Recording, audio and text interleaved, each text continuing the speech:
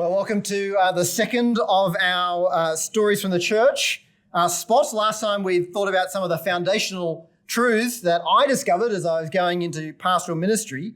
And today we're thinking about some of the ways that I encountered that people thought about the church when I was in ministry.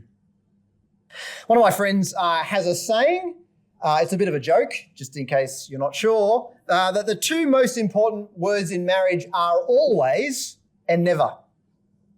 You always leave the clothes on the floor. I always have to tidy up. You never put the dishes away. I never get time with my friends.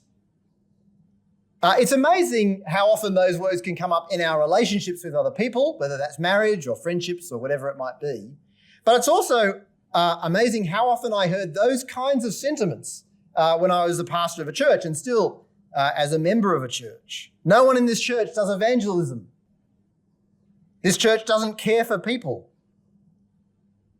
When I was a pastor, I would often hear people say those things to me or to other people. But the thing was, as a pastor, I often had a front row seat to the things that people were doing in their lives that other people often didn't know about. They didn't know, for instance, about the young couple who, off their own bat, held a Christmas celebration for all the people in their street. They invited people, they provided food, they even sang some Christmas carols. And they tried to find an opportunity to share the gospel with actually quite a lot of people from their neighbourhood.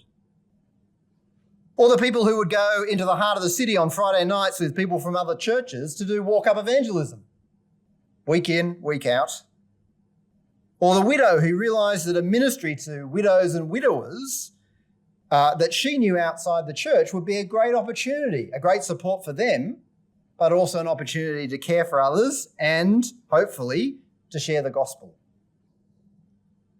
Or the couple who were exceptionally hospitable and would use their house regularly to invite neighbours and to connect with their community, who were always looking for opportunities to share the gospel with people. Or those who'd taken jobs in schools where lots of the parents and students weren't Christians, but they wanted to have the opportunity to be a light in a dark world. Or people who joined community organisations so they could share the gospel. Or the elderly couple who would every week visit another elderly person in the church who could no longer get out and every week would do the shopping. Nobody had asked them to do it and nobody knew, but they did it. Or the people who provided respite for parents, or the people who took young Christians under their wings. There were all kinds of things going on in the church, but actually those actions were mostly invisible to other people. And understandably, people weren't wanting to trumpet out the things that they were doing. Now, it would be helpful, I think, sometimes for those things to be more known so that people could be encouraged, but maybe that's not always appropriate. It's not always appropriate to talk about the things that we're doing and helping people with. But the point is, so often I found, and so often I find in myself and in others, we judge the church on the basis of what we see, and we assume that if we don't see something ourselves, then it must not be happening, which is actually the fallacy of the argument from silence. And that may be true. It may be that if we don't see it, it's not happening. But it may simply be that it is happening and we're not aware of it. One of my favourite pieces of music is the 2-hour masterpiece from Johann Sebastian Bach. Go home tonight and listen to it. And within that 2-hour masterpiece, one of my favourite pieces of music, itself 7 minutes, is the setting of those wonderful words that will immediately speak to all of you. Et unam sanctam catholicum et apostolicam ecclesiam. My theology students will love that. But it's a setting of those words, one holy Catholic and apostolic church.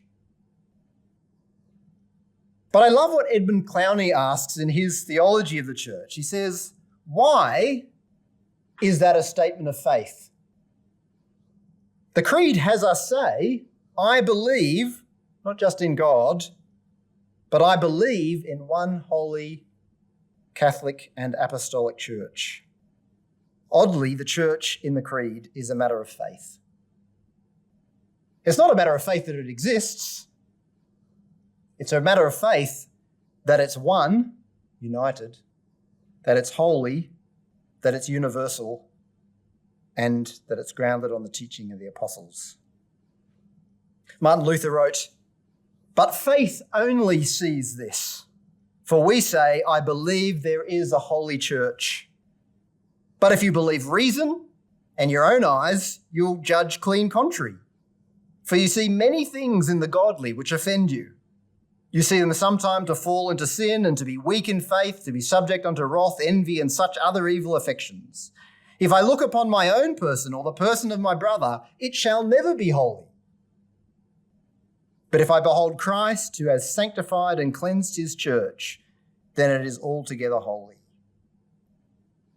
That's not to say that we give up on pursuing the purity of the church or growth in the church, but it's simply to say that at the same time as we see weakness in the church, in our own church, we need to remember the true reality of God's people in Christ, that they are sanctified and cleansed and altogether holy.